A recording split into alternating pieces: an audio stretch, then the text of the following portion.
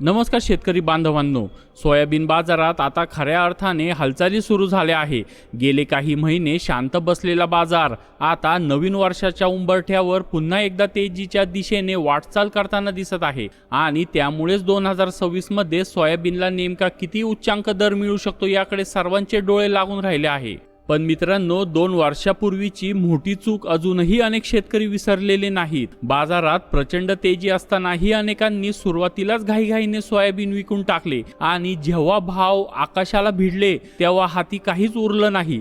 या चुकीचा फटका पुन्हा तुमच्यातल्या एकाही शेतकऱ्याला बसू नये यासाठीच आजचा हा संपूर्ण व्हिडिओ अत्यंत महत्त्वाचा असणार आहे। कारण पुढील काही आठवड्यात सोयाबीनच्या भावात कशा प्रकारचे बदल होणार आहेत, कोणत्या तारखांना बाजारात मोठी उलथापालथ दिसू शकते, व्यापारी कोणत्या पद्धतीने शेतकऱ्यांना कमी भाव देण्याचा दबाव आणतील आणि तुम्ही नेमका कोणत्या दराला विक्री केल्यास जास्तीत जास्त फायदा मिळू शकता, याचा संपूर्ण विश्लेषण आपण आज या व्हिडिओमध्ये करणार आहोत। म्हणूनच तुम्ही जर हा व्हिडिओ पाहिला तरच येणाऱ्या वाढत्या दराचा प्रत्येक रुपया तुम्हाला मिळणार आहे, नाहीतर व्यापारी पुन्हा एकदा शेतकऱ्यांना खालचा भाव देण्याचा प्रयत्न करतील आणि तुम्ही त्यांच्या जाळ्यात अडकाल।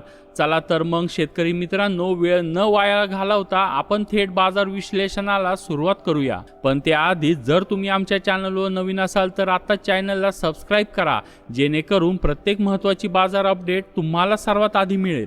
यावर्षी सोयाबीनचं उत्पादन अपेक्षेपेक्षा मोठ्या प्रमाणात घटले आहे। गेल्या वर्षी साधारण 120 लाख टन उत्पादन झाले होते, पण यावर्षी यंदा ते 9 लाख टनापर्यंत खाली येण्याचा अंदाज आहे। पेरणीही कमी झाली आणि कॅरी फॉरवर्ड स्टॉकही जास्त नाही, त्यामुळे डीओसीची मागणी मजबूत असली तरी बाजारात आवक घटते आहे। MP मध्ये 1.5 लाख बोंड, राजस्थानमध्ये सुमारे 15,000 आणि महाराष्ट्रात 1 लाख बोंड अशी मिळून केवळ 3 ते 3.25 लाख बोंडाची आवक दिसते। त्यामुळे सोयाबीनच्या भावात दिसणारी तेजी नैसर्गिक आहे। ही मजबूती खरं तर डिसेंबरच्या अखेरीस दिसायला हवी होती, फक्त बाजारात 10-15 दिवस उशिरा दिसायला सुरुवात झाली। तरीही या महिन्यात भाव निश्चितपणे MSP ला टेकतील आणि मे पर्यंत 5,800 रुपयापर्यंत जाण्याची शक्यता आहे। भारतीय सोयाबीनला आंतरराष्ट्रीय पातळीवर कायम चांगली मागणी असते। व्हिएतनाम आणि आसपासची बाजारपेठ भारतीय सोया मिललाच प्राधान्य देतात, कारण त्यातील प्रोटीन जास्त असते, त्यामुळे निर्यात मागणी सतत मजबूत राहते। अमेरिकेतून आयात झाल्यास देशातील भाव कोसळू शकतात, पण व्यापार करारातील अडथळ्यांमुळे त्याची शक्यता अत्यंत कमी आहे।